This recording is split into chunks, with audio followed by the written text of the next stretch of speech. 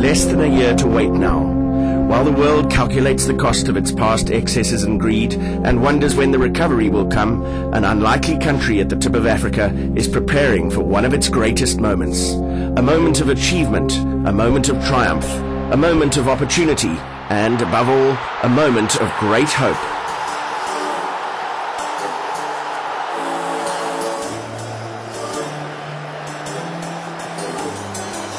So many positive lessons have been learned from the Rainbow Nation, South Africa.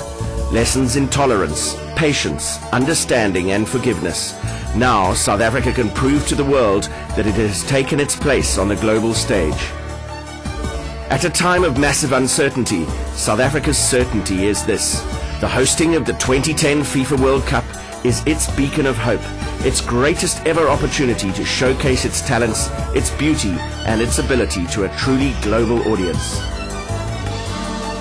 South Africa has many experiences of the abilities of sport as a nation builder. The 1995 Rugby World Cup, 1996 African Nations Cup and 2007 Rugby World Cup victories allowed the country to forget, however briefly, its considerable differences and unite in the sweet taste of victory. The hosting of and participation in 2010 will take us all way beyond those feelings of euphoria, as the success of the tournament will be measured not by the success of the teams competing over the 5 weeks of play, but rather by the legacy left behind, the impact on our lives and the opportunities created for all South Africans.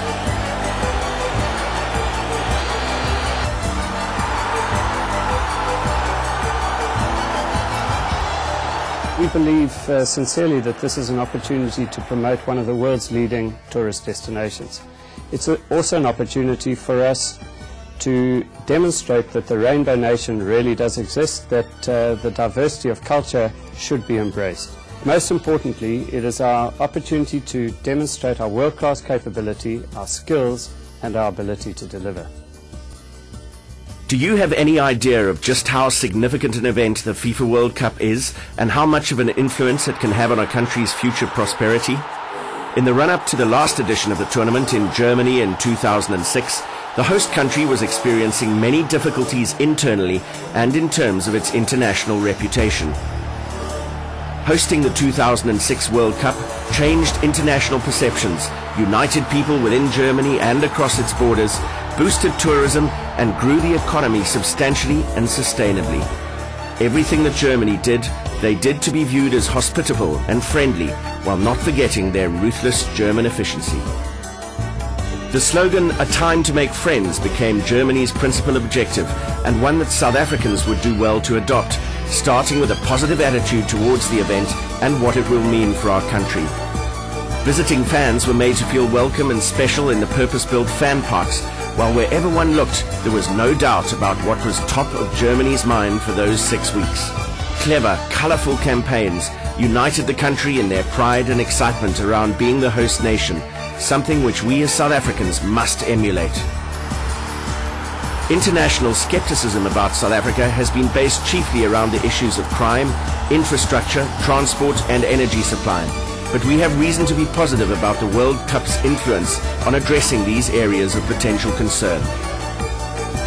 The most visible element of our World Cup to a global TV audience will be our stadiums.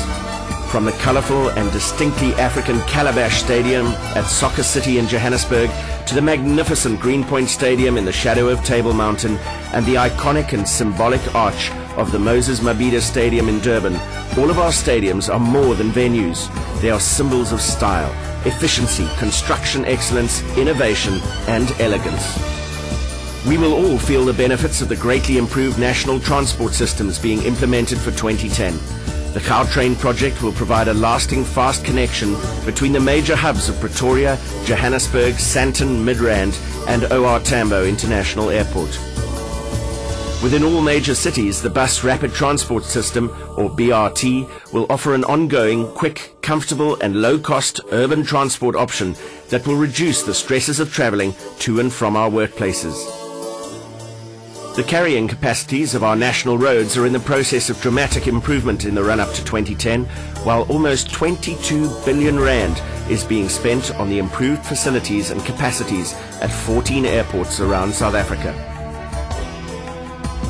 Policing and security capabilities are being dramatically increased to ensure the safety of citizens and visitors alike. An additional 41,000 officers at a cost of 660 million rand will be employed for the duration of the event. We can thank 2010 for being the catalyst for improved law enforcement and police visibility on our streets. As ordinary South Africans, we may ask, why all this fuss? How does it impact me? The answer is simple. Not only will we all benefit from these improvements in the years and decades following 2010, but they will also show the people who visit our shores and the global television audience that we are world-class and a tourist destination second to none. Think of it as an intensive 6-week marketing exercise for the country. This is also one big opportunity to better the prospects for our children and their future. South Africa is expecting at least 450,000 international visitors across its borders in the 6 weeks of the tournament, more than 15 times the number that visited for the Rugby World Cup in 1995.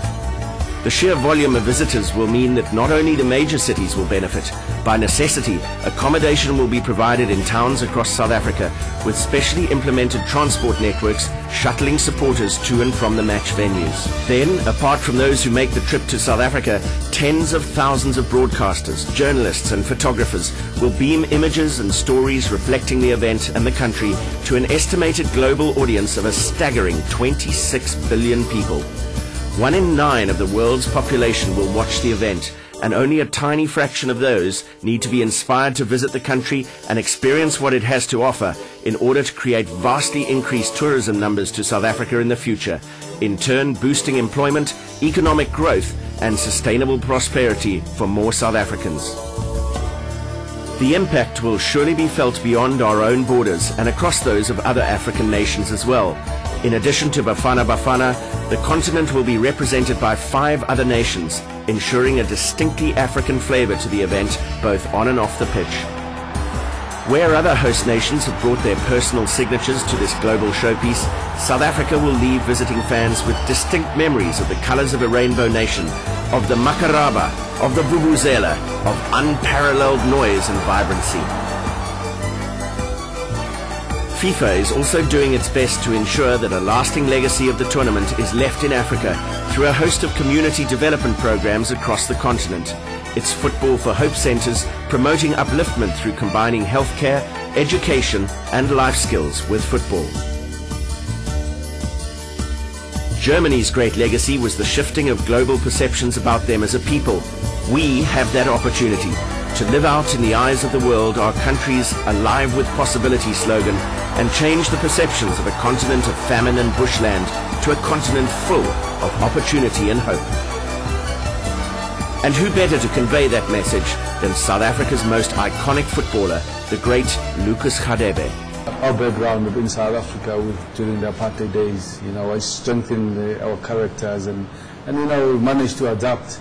And and the people we are at home, easygoing people, able to adapt and working hard, trying to make things happen, and appreciating the opportunities that you get, and I think that's most of the policies that we have. I think most of the people will be surprised with what we offer in terms of accommodation, how beautiful this country is, and as well, at the moment we're busy developing a transport system, so which is going to be great. I mean, we've got great food, great restaurant, and the atmosphere as well. And I think they're going to be, they're in a big surprise. I mean, the stadiums, they're going to be massive. And you know what, the cars are driving. Because I thought we were riding donkeys.